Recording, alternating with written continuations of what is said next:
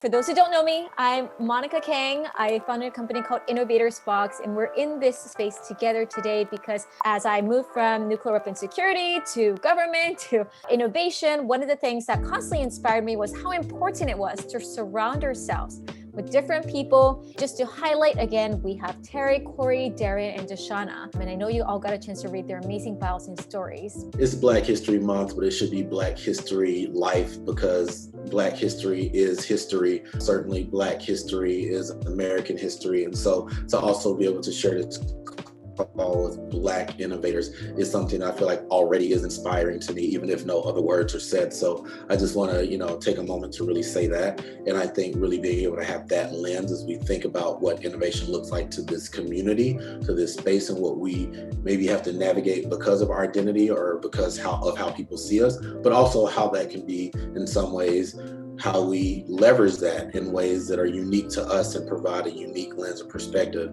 I think is definitely going to come out. Like many of you, I have these things that just come natural to me, but they show up consistently. And around that time, I realized, well, those are a gift to me. They're a superpower, but they're not exclusive just to me. So I could help others by teaching them how to amplify, support, or build movements for social good. We might feel pressure to think that we have to be the innovator. We have to create something new. But really, all we have to do at times is show up and inspire others to find the innovation within themselves. So for those of you who in the chat says, it could feel awkward, it could feel heavy, it might not come natural, maybe you're innovating just by being you every day.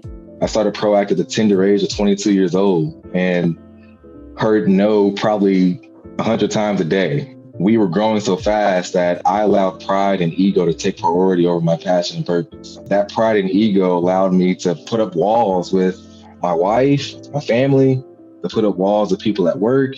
If we can do the work to be open and vulnerable, once I learned that lesson, then Proact's in the past few years has been the best organization that's ever been, because we know the power of vulnerability, the power of transparency, and the power that can do to help others open up their hearts. One of the things about finding innovation is sort of see or being open to like what possibilities could be. When I thought about Clay TV, I was literally flipping through a bunch of cable channels and I was like, I didn't see what I wanted to see. I didn't see myself. And I was like, well, maybe there's a streaming service with this type of content.